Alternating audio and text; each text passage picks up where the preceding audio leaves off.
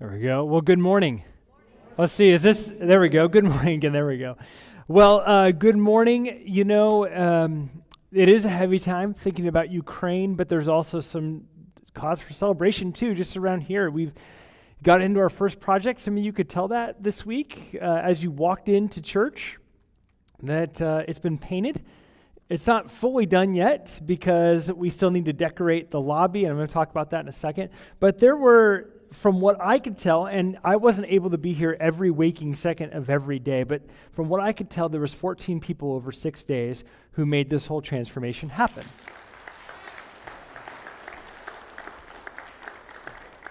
And you all jumped the gun with clapping, but I was going to embarrass them all and make them stand. So if you're here and you hear your name, and if I missed you, just stand up anyways too, because there was some time I wasn't here Sunday. There was some time I wasn't here throughout the week. I had to, still had to write a sermon and all that.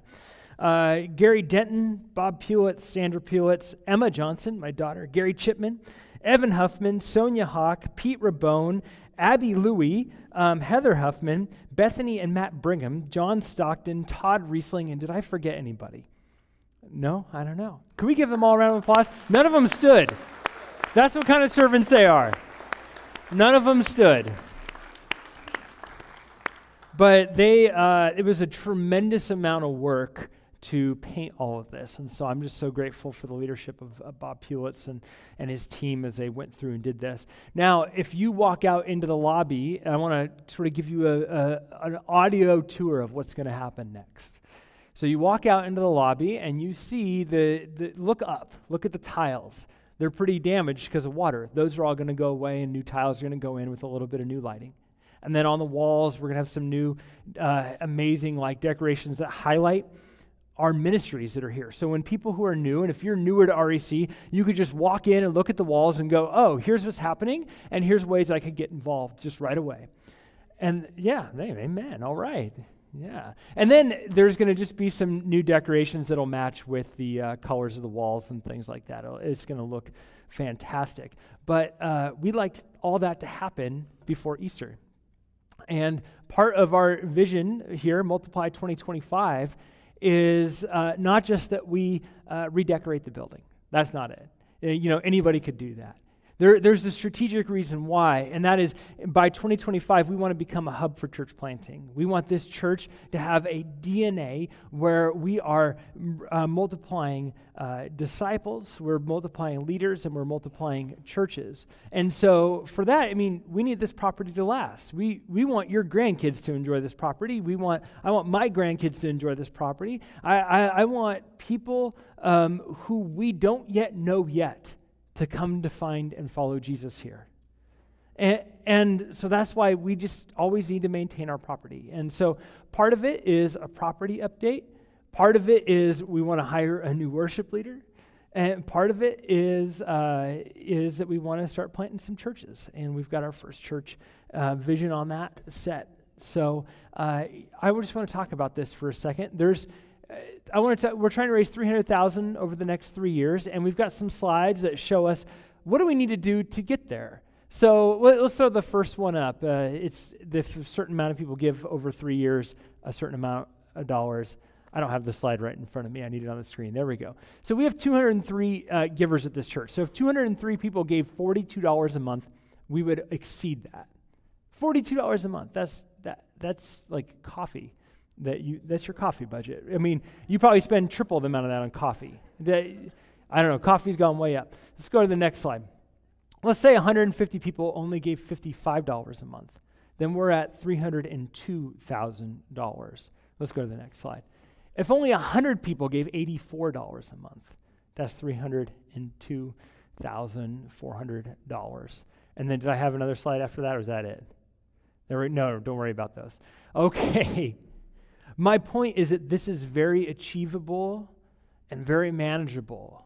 If all of us gave around $50 a month, we could see transformation happen not only here, we could see transformation happen in areas of worship, our reverence, we see transformation happen in our building, we see transformation happen in our children's department, which is we're going to go over there after we're done in here, that's the next spot. And we really want to get this lobby way done before Easter, and we just need to continue to raise a little bit more money. And so there's pledge cards on the back. We're just sort of on the back table, the welcome table, by the way, which is also painted. And so we want to just encourage you to pray over this and let us know. Right now, we're at about $60,000 pledged, and around $8,000 have come in, and we've just started. And so that's great. But we need people to pledge so that as a leadership team, we could budget through what this is going to look like coming up. All right? All right, so how do you transition to the sermon now? I don't know. Well, let's transition this way.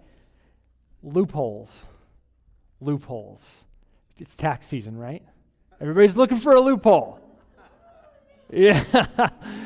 You're not supposed to be excited about that.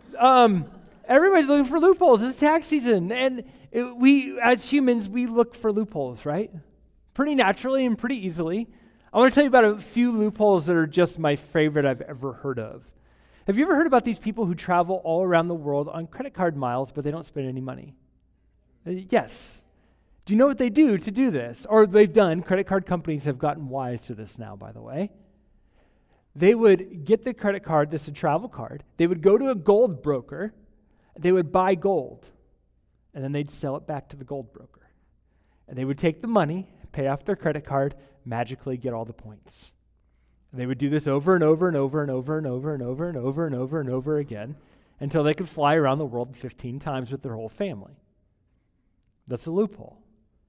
We love finding loopholes like that. There's nothing wrong with it. They're right. They didn't account for that. It's a way to cheat the system. We love it.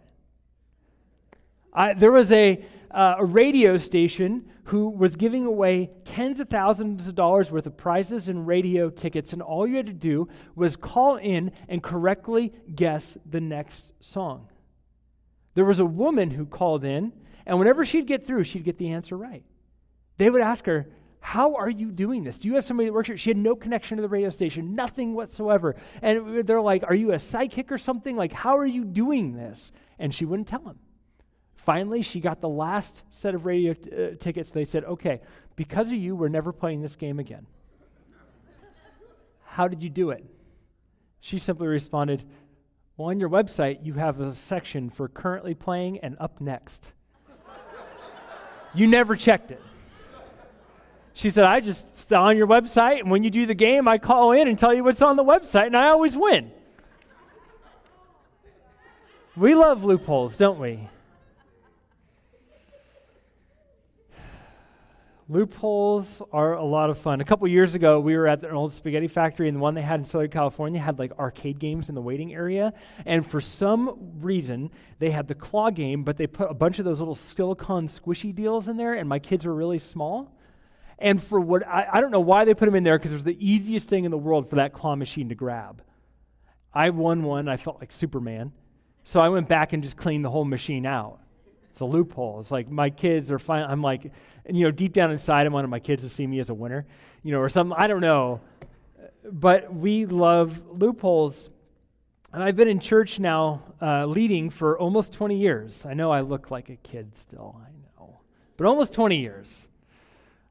And it's funny, whenever we get to the section on the Sermon on the Mount, people are always looking for loopholes. People are always looking for ways that it doesn't apply to them. People are always looking for ways that it applies to somebody else, but not themselves. Because we love a good loophole, don't we? There's an Orthodox Jewish rabbi who was quoted saying this: the history of Christianity is the history of Christians trying to evade living out the Sermon on the Mount and avoid its plain meaning. Let me read that to you one more time. Yeah, ouch. The history of Christianity is the history of Christians trying to evade living out the Sermon on the Mount and avoid its plain meaning. So all of this to say, the text we're looking at today is actually pretty simple. It's not hard. It's one of those texts that you look at, and it should punch you in the gut a little bit. It should disturb you enough to go, whoa, what would it look like if I actually lived this out in my life? We don't have to play theological jujitsu in order to get to the meaning of this text. Jesus just says the plain meaning. But before we get to that text, Please flip with me to Genesis chapter 4. I know you're thinking, Pastor Dave, do you not know the Sermon on the Mount is in Matthew? It's in the New Testament? Yeah, I know.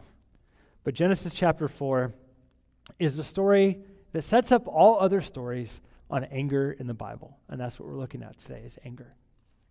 So if you don't know, maybe you're newer to the Bible, you're newer to church, let me just tell you this story real quick, the setup to it. Adam and Eve, first humans, are in the garden. God said, hey, I made this good for you. I want you to live in this garden. At my blessing, everything is provided for you. Eat out of anything you want, even the tree of life. Just don't eat out of this tree, the knowledge of good and evil. Don't do it. Don't do it.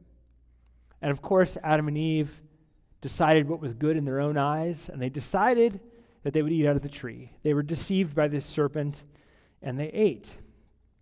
They believed that they had found a loophole in what God had said, because this serpent said something different. And so they went and did their own thing anyways. And guess what? Kids live out the same mistake as their parents. So Genesis chapter 4, verse 1. Adam made love to his wife Eve. Whew, the Bible's getting spicy. And she became pregnant and gave birth to Cain. She said, with the help of the Lord, I've brought forth a man. Later she gave birth to his brother Abel. Now Abel kept flocks and Cain worked the soil. In the course of time, Cain brought some of the fruits of the soil as an offering to the Lord. And Abel also brought an offering, fat portions from the same of the firstborn of his flock. The Lord looked with favor on Abel's offering, but on Cain and his offering he did not look with favor. So Cain was angry, and his face was downcast. Then the Lord said to Cain, why are you angry? Why is your face downcast? If you do what is right, will you not be accepted? But if you do not do what is right, sin is crouching at your door. It desires to have you, but you must rule over it. Now Cain said to his brother Abel, let us go out to the field. While they were in the field, Cain attacked his brother Abel and killed him. Then the Lord said to Cain, where is your brother Abel? I don't know, he replied. Am I my brother's keeper? Many of you know this story. It's a familiar story. It's a story that's told in popular culture and things like that. But the reason why I want to talk about this story this morning before we get into the Sermon on the Mount is this was a story that was very much alive in the first century world when Jesus was talking. I talked about last week the last couple of weeks, how we have these references going in our mind where we maybe speak in office quotes to each other and everybody just gets that. You know, you say a Dwight Schrute phrase and everybody, they laugh, they know exactly where that came from. Well, when Jesus was talking about anger, people's minds probably just went back to this, especially since there's so many parallels to what Jesus says coming up. I mean, these brothers were bringing an offering to God. In verse 3, it says, in the course of time, Cain brought some of the first fruits, or some of the fruits of the soil. And in verse 4, it says, Abel brought fat portions from the firstborn of the flock. So the conflict surrounded this. God looked at favor with Abel's offering and not Cain's offering. Why? Well, Abel's offering showed that God had the first place in his life, so he brought the first of his fruit, or first of his flock. Cain's offering showed that God just had God had something in his life, but it was just left over. And so God was angry. Cain was angry because God looked at favor at Abel's offering. The conflict between these two brothers happened surrounding making an offering to God. That's not insignificant in Matthew chapter 5. We'll get there in a minute. And Abel's, like I said, was more of a sacrifice, but God identifies something. God identifies this core emotion that's alive within Cain, and it's the emotion of anger. We all feel this all the time, right? I mean, some of you got angry this morning at your kids trying to leave the house. Some of you got angry at your spouse last night. Some of you just got angry watching the news, watching TV, and yelled at it. You know, some of you got angry driving here when somebody cut you off. We all feel this emotion of anger all the time, and it's really how we handle it. God gives them this choice. It's almost the same choice. And if you're reading the text in the original Hebrew, one of the things is you'll see that a lot of the same words are used between the choice that he gave Adam and Eve and Cain and Abel. And he says this. He's like, listen, choose good. Don't choose evil. Choose good. Do the right thing. Don't eat off the wrong tree, Cain. Choose good. And then he warns Cain. He says, sin is crouching at your door, and it wants to rule over you. Sin wants to have first place in your life. Anger wants to have first place in your life. So the first fill-in today is, you must rule over your anger, or it will rule over you. You must rule over your anger, or it will rule over you. This is actually a Sermon on the Mount point. Not just a Cain and Abel point, but God makes this point first in Genesis chapter 4. And this word rule is very important because God says you need to rule over your sin, or you need to rule over your anger. I'm sorry, I keep transposing sin and anger in my own mind for some reason this morning.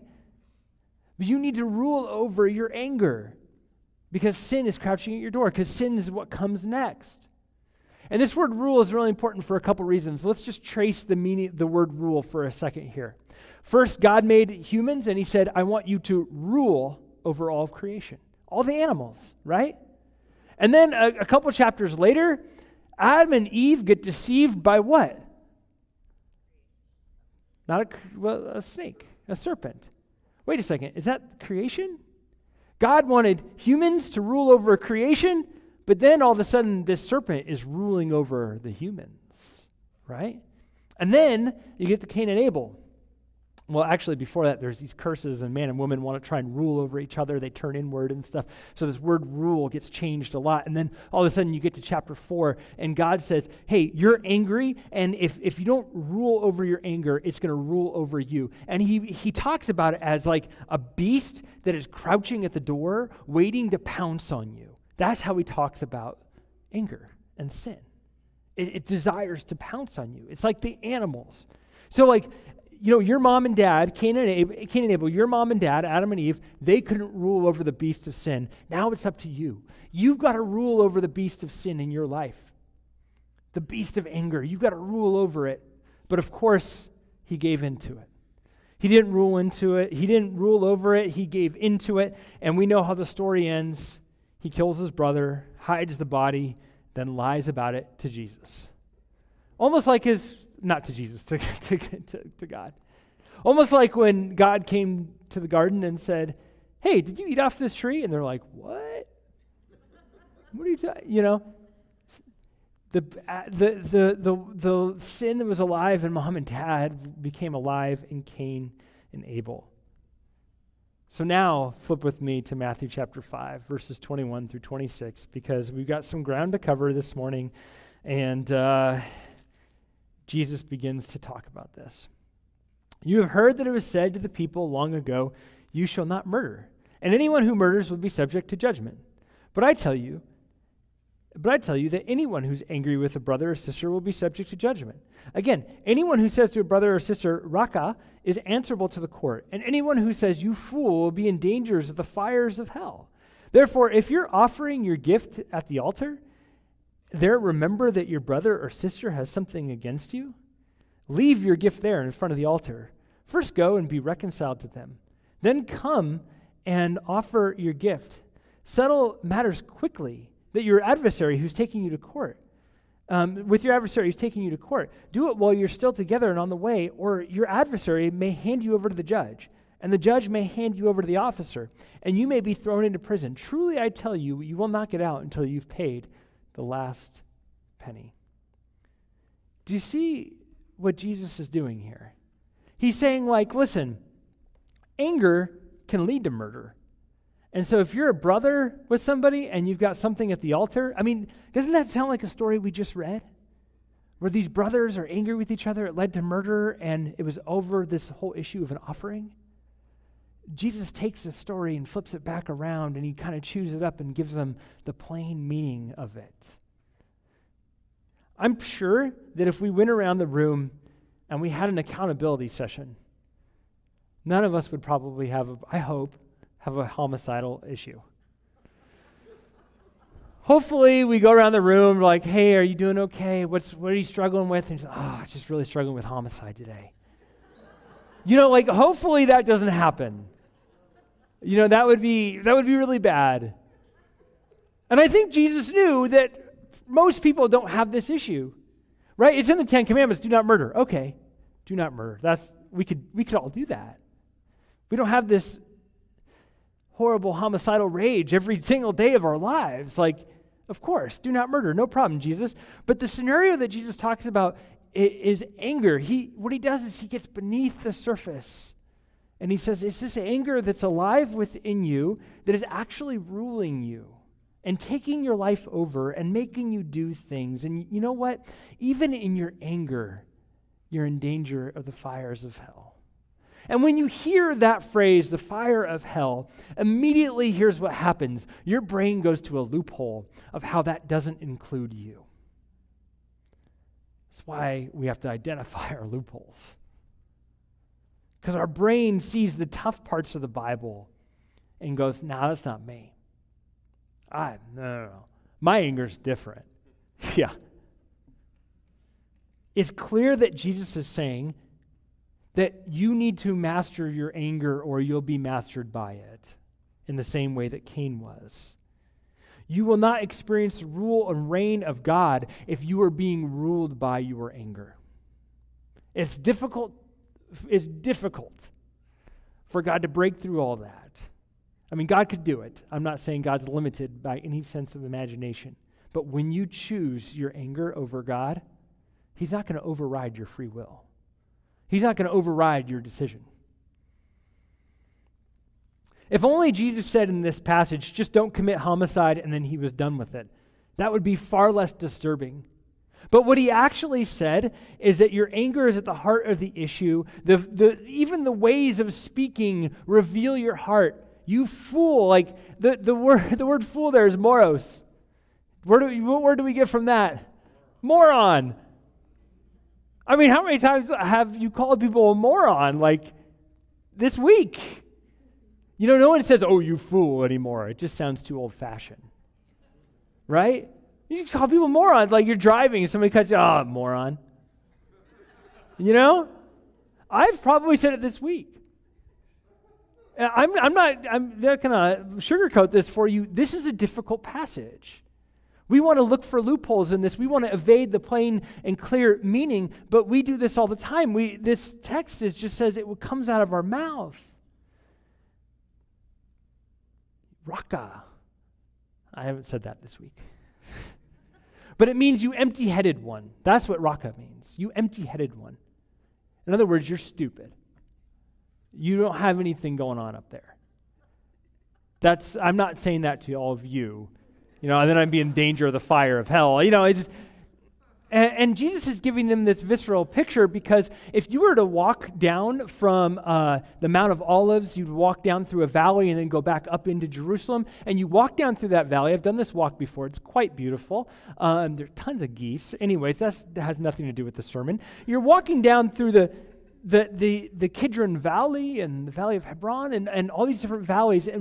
And there was this one area called Gehenna. And in Gehenna is where there was human sacrifices from the Old Testament, where some of these pagan kings who came to power in Israel decided that they were going to worship other gods, and they sacrificed their children in Gehenna.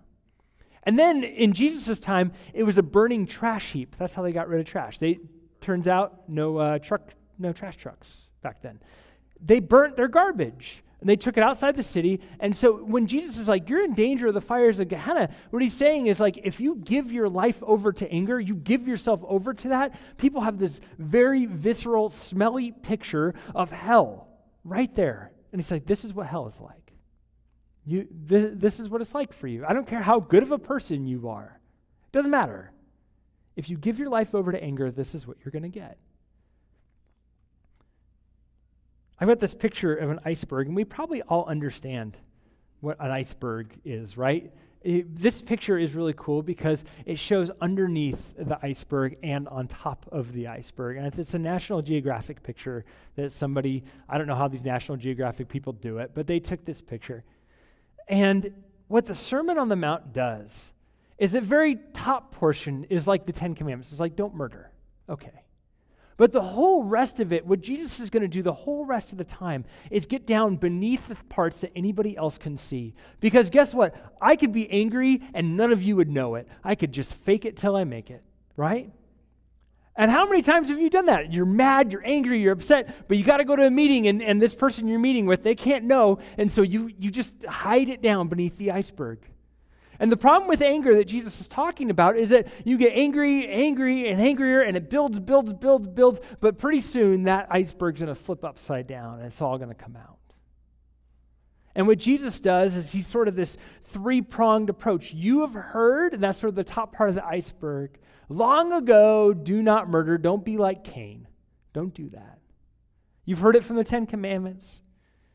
And then he says, but I say to you, there's something deeper underneath the surface. There's something below the surface that none of you are paying attention to. Therefore, go and be reconciled. He gives us a transforming initiative.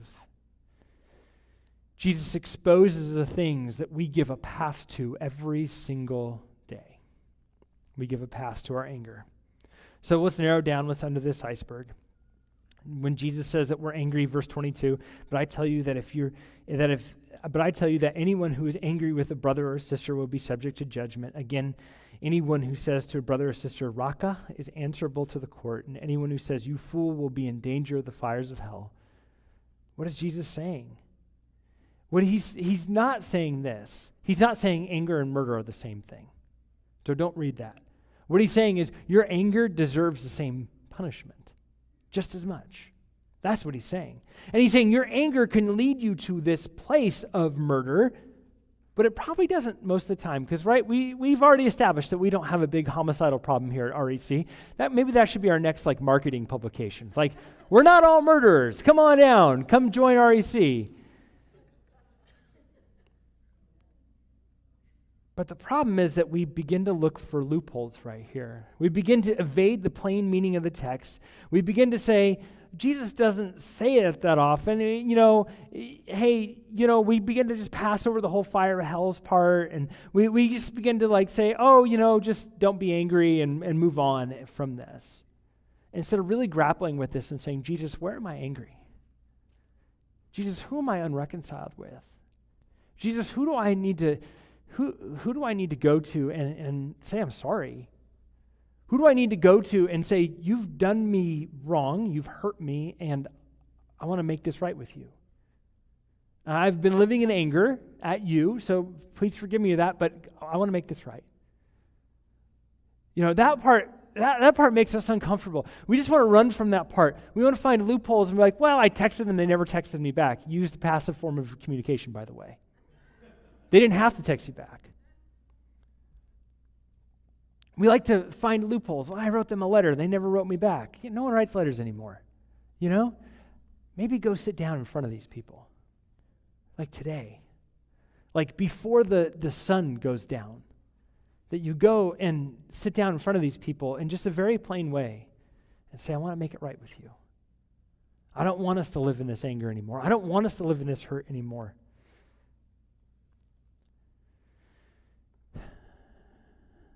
The reality is that when we see this, we just dismiss it as too radical, and we walk away.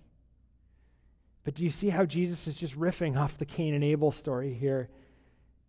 He's pulling the Cain and Abel story back into consciousness, saying this anger thing that you have leads to all sorts of other things, so don't dismiss it. Then he says this, therefore, if any of you are offering your gift at the altar, and there remember that your brother or sister has something against you, leave your gift there in front of the altar. First go and be reconciled to them, then come and offer your gift. Like I said, we look for loopholes. We try and evade plain meanings of text and things like this.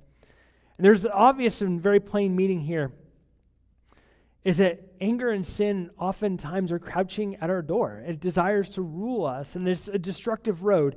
And when anger comes into your life, it's hard to act. But Jesus is saying, go make it right. If you have an anger issue, go make it right with somebody. Quit sitting here and go. That's what Jesus is saying. This is a sermon, this is a text that Jesus gave that should have cleared the Sermon on the Mount. And I'm surprised he said it so early. Because it's the last thing you should have said. Let everybody listen to you first, but he's like, go and make it right with these people. Now, to be sure, It's not wrong. Like, you can have, this isn't the entire biblical counsel on anger, by the way. You can have righteous anger. There's different texts on anger, all sorts out there. Ephesians 4 says, in your anger do not sin. Do not let the sun go down while you're still angry. And do not give the devil a foothold. So what Paul is saying here is he's recognizing the same thing that Cain learned, is that your anger can cause a foothold of sin in your life for the devil. Like, that's pretty scary, right? This is what anger does. It creates these footholds for evil. Every time anger flares up, it's just this opportunity for a foothold from the evil one. One of the reasons why we do a ministry here called Emotionally Healthy Spirituality is not because we want to be all touchy-feely and in touch with our emotions and things like this. It's because God points out these emotions that live deep beneath the iceberg. And he says, you need to pay attention to this, or you'll never grow to a point of maturity. You need to pay attention to this, or else you'll never let me fully in, because you will be too in love with your anger. Your anger has, for some of you, anger has become too much of a part of your identity to let it go. I'm an angry guy. I'm an angry person. I'm angry at this. I'm angry at that. It's become part of who you are. And what Jesus is saying is be careful, because that's creating a foothold in your life. That's at least what Paul is saying. So what's Jesus' plain plan to combat anger? This is in your notes too. Seek reconciliation over correct ritual. Now, in the first century, this would have been ridiculous. You don't leave your gift at the altar and leave. It's like, you just got your spot in the temple. Why would you ever leave? Why would you do that? But Jesus is like, no. The correct ritual is reconciliation. Your correct religious act of obedience, correct religion for you, is reconciling with somebody else. Then come back and worship. That's what it looks like to be correct with God, is to desire to be correct with others as well. Then come back. Following Jesus is never really about correct ritual. It's always about right relationships. When you give in to anger, relationships go out the window. So Jesus uses the example of settling matters quickly with a brother or sister, and then he talks about settling matters with an adversary. He says this, settle your matters quickly with your adversary who is taking you to court. Do it while you're still together on the way, or your adversary may hand you over to the judge, and the judge may hand you over to the officer, and you may be thrown into prison. Truly, I tell you, you will not get out until you've paid the last penny. But we like to keep conflict alive. If you're angry, if you have a dispute with somebody, the wisdom of God who created all of humanity is go settle it quickly. That's the wisdom of God. I can't tell you anything better than that. And we're going to look at this over the next few weeks, and it doesn't mean that you let people walk all over you. We'll talk about that in the next couple weeks. But I have a question for us. What is stopping you from keeping the plain words of Jesus today? Do you have a loophole that you've created in your mind while listening to this sermon this morning that this doesn't really apply to me? I think God wants to rip those loopholes out of you. And he wants to encourage you. God wants to rule and reign through you. God wants to extend his own rule through your life. So it's God's will and God's desire through your life. This is God's deepest desire for you. But when you still allow anger to have a foothold there, then you have this very selfish desire to make it about you. Let your anger go. So I have two responses for you today. Maybe you're here right now and you need to leave. The only application of this message for you right now is to get up and walk out. I won't be offended. Because in doing so, you're going to make it right with somebody. You're not walking to your car to go to grab a Starbucks or something like that. You are walking out of here, getting on the phone and saying, can we talk? I want to encourage you to go do that. That would actually be the correct religious worship and ritual, to skip a song and to go. That would be correct. Maybe you're here today and there's an adversary, there's somebody you can't make it right with. I realize this happens sometimes. Sometimes people die and it's not correct. Maybe it's a parent. I don't know. Maybe there's anger that you're harboring towards somebody and you just can't make it right with them. I want to encourage you in a time of prayer right now to lay your anger down at the foot of the altar and to lay it down. So maybe right now there's two options. One, leave your gift at the altar. We have giving boxes in the back. No, I'm joking. Sorry, I just couldn't help it. Leave your gift at the altar and go and do the plain meaning of what Jesus said. Or two, you can't make it right with somebody. But you need to lay that anger down that's been controlling you, it's been crouching in your heart, and God doesn't have full rule and reign in your life because anger does. You need to let that go. Let's pray. Jesus, I pray for those who will go either right now or after today, and they'll go make it right with somebody. God, I pray that your gentleness would live through them. God, that your kingdom would live through these people. And God, that as they go and make it right with others, Lord, that your gospel would come out. Father, I pray for the people who are laying anger down right now. God, would it not control us anymore, because we know anger is so controlling in our human lives and our hearts. God, would you break the power of anger in our lives today? God, would you let it go, help us let it go so we could be right with you and with others.